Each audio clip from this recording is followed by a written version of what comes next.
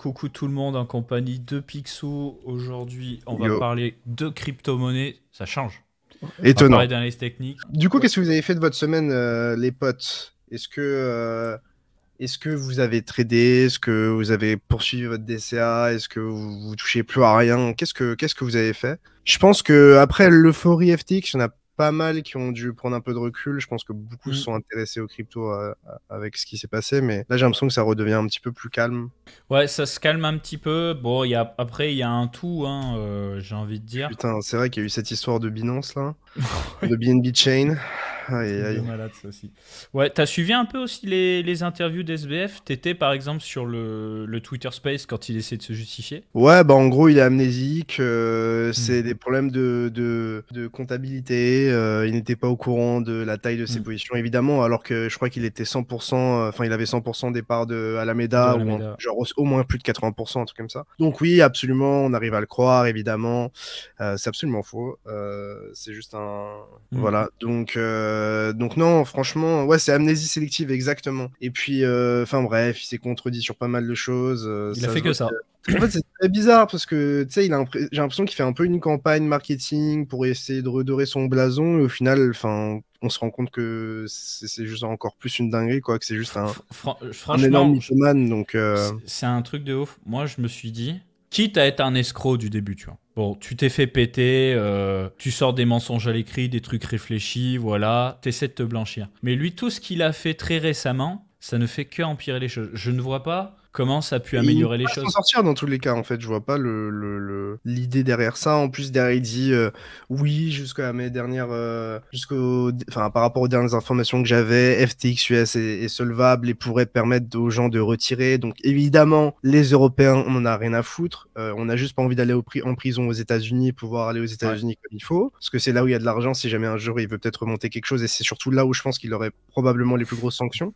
En fait, je me suis fait mal en écoutant ça parce que vraiment, c'est Moi, juste ça me une fait perte de honte. temps en fait. C'est Ouais, vraiment. moi, ça me fait honte parce que le gars est trop mauvais menteur en fait. Et là où c'est encore pire, c'est que maintenant qu'il sait qu'il est vraiment dedans, il commence à envoyer un petit peu tous ses collègues sous le bus, tu vois, en mode oui, mais il n'y a pas que moi, il y avait Alameda aussi. Et plus je me dis ça et plus je me dis que tu vois, autant Trabucco, l'ancien CEO, bon, il doit savoir des trucs, on l'a pas entendu lui encore. Hein. Caroline, Ouais. j'aurais tendance à dire que la pauvre, elle s'est vraiment fait avoir de fond en Moi, comble. il faut pas la jouer genre love story et tout, rien à foutre. Elle était CEO d'Alameda, elle savait très bien. Oui, Quand elle a rejoint la situation, elle savait très bien ce qu'il y avait. Elle aurait pu aussi démissionner. Et même en démissionnant, enfin, ça n'enlève pas le fait que tu étais au courant. Donc voilà. je la blanchis pas. Bah, le truc, déjà, c'est sans parler de relation homme-femme, c'était visiblement, ce que je dis Internet, hein, une relation avec SBF. Donc forcément, bon, il aurait pu être gay, il aurait pu être avec un homme. Mais toujours est-il qu'il est apparemment hétérosexuel, il a eu une aventure avec elle, soi-disant. C'est juste qu'en fait, le peu de temps où il a été CEO, tu vois qu'elle était un peu nulle en fait. Hein, les interviews ou même la façon dont elle a essayé de gérer la situation quand elle a voulu racheter en OTC le truc. Tu sentais qu'elle était un peu dépassée par le truc et des fois tu te demandes si c'était pas un peu elle qui allait prendre les balles pour Trabucco en fait finalement, tu vois. Mec, C'est j'ai pour ça. re-regardé l'interview et Ouais. je peux vous dire que cette interview, avec le recul qu'on a maintenant, c'est C'est un une putain de catastrophe. classique. Je n'arrive même pas à croire ce que j'entends voilà. Ils sont en mode oui, bah évidemment le risk management est dynamique, on n'a pas de stop loss. Alors évidemment quand on a des tailles de position aussi grosses, voilà, mais c'est vraiment. Il n'y a rien Enfin qui va. moi, il y a rien qui va. Pour moi, c'est comme dit Brian Armstrong. Armstrong, qui est donc le CEO de Coinbase. En gros, il a fait un tweet pour faire très simple et dire faut arrêter de se foutre de la gueule des gens. Ils ont juste perdu l'argent des clients en prenant des paris directionnels sur leur hedge fund Alameda, et ça s'est mal passé en fait. C'est juste ça la réalité. Et je pense que Brian, quand il dit ça, le CEO de Coinbase, je pense que il le dit très honnêtement dans le sens où, bah, à un moment, tu sais, on lui avait posé la question est-ce que tu vas racheter FTX, etc. Et tu te souviens, à l'époque, il disait, enfin, il laissait sous-entendre que c'était un énorme bourbier et que voilà, il pouvait pas trop se prononcer parce que lui, je pense que justement, c'est pas qu'il a fait une offre de rachat, mais c'est qu'il a dû au moins s'intéresser et il a dû être au courant de ce qui se passait en backstage. Ouais. Et donc, quand lui dit ça, je donne du poids, tu vois, je donne vraiment du poids à sa parole. Limite encore plus que Sizi, parce que Sizi, il est pas genre, enfin, il a forcément un biais sur cette histoire, vu qu'il en a été un des principaux acteurs, donc voilà. On va parler un petit peu de BTC, donc où est-ce qu'on en est sur BTC? On voit tout simplement qu'on a bien lâché le support au niveau des 18 600, 18 800 en weekly. Donc vraiment cette zone ici qui a lâché. Quand je vois qu'on a une aussi grosse consolidation, pour moi il y a deux options vraiment. C'est soit on va rapidement poursuivre la baisse et donc le momentum est poussé plus bas, soit ici ce sera vu comme une déviation et on va tout simplement pousser avec un squeeze historique. Donc voilà, pour l'instant j'ai aucune conviction dans un de ces deux scénarios. J'attends véritablement de voir ce qui se passe. Donc pour le coup, on a une zone ici des 16 000 $ qui est bien défendue. Cette zone des 16 000 $, c'était la zone qui nous servait ici sur ce top de 2018, qui nous servait de résistance et qui a été retestée une fois qu'on a push ici en tant que support. Donc voilà, c'est une zone assez intéressante. C'est pas la zone la plus clé du graphique, mais voilà, cette zone existe. Et ce qu'on voit, c'est que tout ce qui se passe en dessous, c'est systématiquement racheté. Donc d'un point de vue weekly, c'est plutôt une bonne nouvelle. Sauf que, bon, on va pas se le cacher, on a quand même une grosse bougie baissière. On n'a même pas retracé la moitié. Donc c'est compliqué d'être très optimiste. Tout ce qu'on voit, c'est un début de rebond.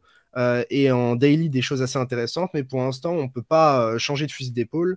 C'est toujours bear jusqu'à preuve du contraire. En daily, qu'est-ce que je vois sur BTC? Une structure plutôt bull, c'est-à-dire que moi personnellement, je m'attendais. Alors, vu qu'on avait accumulé plein de liquidités, je m'attendais qu'on aille les chercher, mais il y avait toujours un monde où on poursuivait le momentum baissier et on allait recasser les bottoms. Mais là, pour le coup, on est passé d'une structure où on fait des sommets de plus en plus bas et des creux de plus en plus bas à une structure où on fait des creux de plus en plus haut et dernièrement un sommet plus haut que le précédent. Pour moi, on a changé de market structure en daily, mais pas du tout en weekly, donc c'est assez encourageant en daily. Et aussi, surtout, peut-être que certains le voient, mais ici on a marqué un beau W qui a été parfaitement retesté.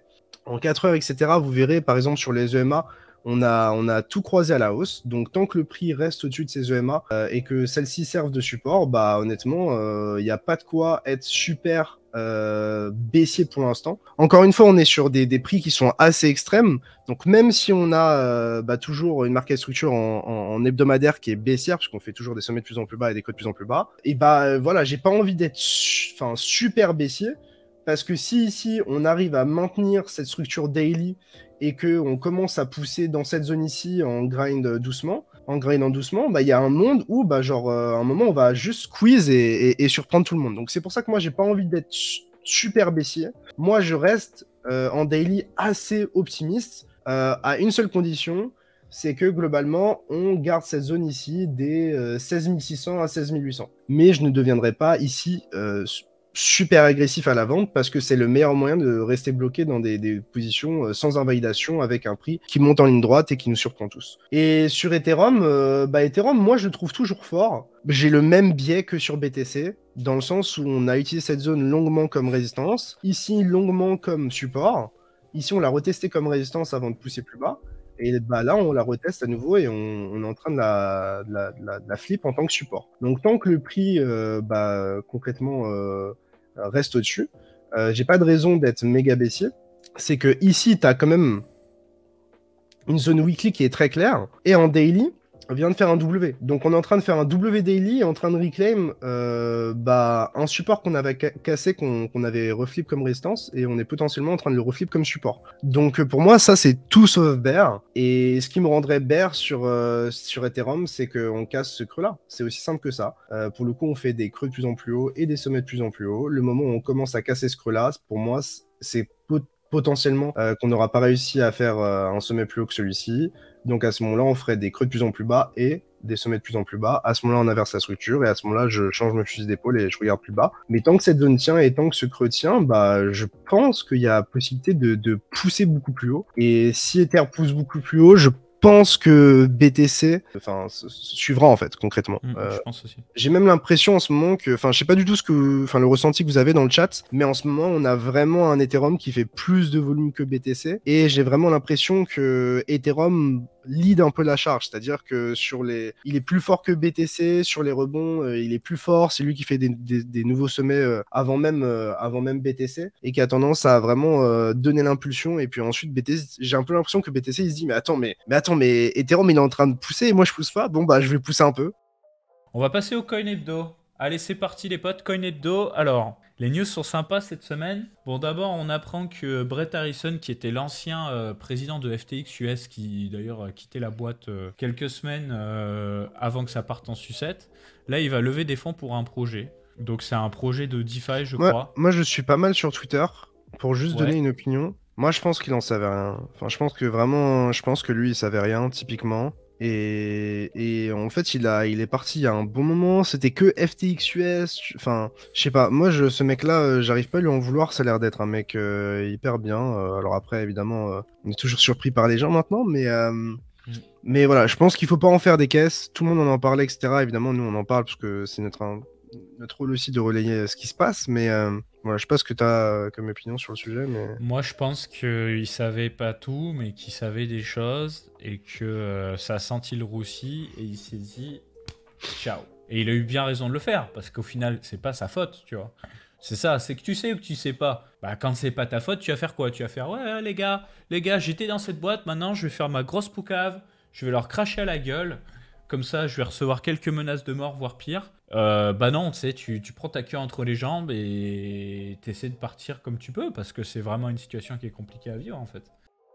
Apple bloque Coinbase Wallet. Alors écoutez bien, franchement, sans faire le complotiste ou quoi, je ne comprends pas. C'est trop débile. Je vais vous retrouver le tweet, parce qu'on l'a traduit en français. Moi, je pense que j'ai capté, hein. Bah, c'est pour je pense qu'ils veulent juste pas mettre de crypto sur l'Apple Store, en fait, c'est tout, ça s'arrête là. Parce qu'à partir du moment où il y a la crypto et qu'ils font pas ce qu'ils font, c'est une brèche qui s'ouvre pour tout le monde. Et du coup, en gros, si t'es pas obligé de payer les 30% et qu'il y a des apps qui veulent pas payer les 30%, bah ça veut dire que en gros, tout le monde passera par de la crypto au lieu de passer par du fiat et que tout le monde baisera l'Apple Store, en fait, de ce que je comprends. Mais là, c'est spécifique. Enfin, c'est ça que je me pose comme question. C'est spécifique NFT, hein, pas crypto. Donc c'est peut-être qu'ils ont une perception du NFT différente et qu'ils tentent un coup de poker sur la partie NFT. En mode, les cryptos, ok, c'est de la monnaie, machin truc. Les NFT, c'est pas de la monnaie, c'est un produit comme un autre. Et si c'est un produit comme un autre, on met un pourcentage dessus. En gros, quand vous faites une transaction crypto sur la blockchain, vous payez un frais. Voilà. Sur Bitcoin, vous payez un frais en BTC. Sur Ethereum, vous payez un frais en Ethereum, etc.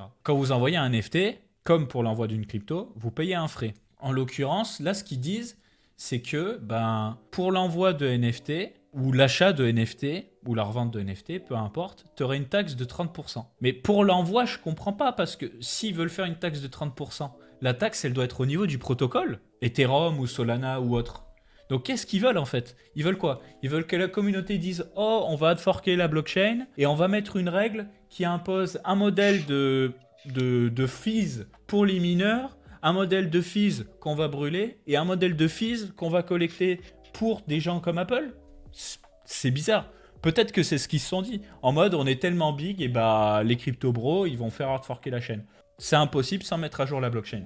Même si Coinbase voulait se plier aux règles et assumer à leurs frais les pertes, ils pourraient pas. Ou alors, il faudrait qu'ils fassent une trésorerie, mais du coup, ce serait horrible parce que les gens, ils pourraient spam de transactions et à chaque fois qu'ils envoient une transaction, c'est au frais de Coinbase. C'est du grand n'importe quoi. Zero Black, Polygon serait capable de faire ça. Oui, Polygon, oui, mais Ethereum, c'est quand même différent. Donc, je comprends vraiment pas le move. T'es mal à taille du rat, comme j'ai dit. Ça me dépasse. Sans déconner, ça me dépasse. Donc, ça fait un peu flipper. Un peu un but de pouvoir, c'est clair. En tout cas, merci beaucoup tout le monde d'être toujours présent. N'hésitez pas à follow. Passez une bonne soirée tout le monde. Merci beaucoup. Merci Léo, comme d'habitude. Et puis, ciao. Merci à tous. Passez une bonne soirée.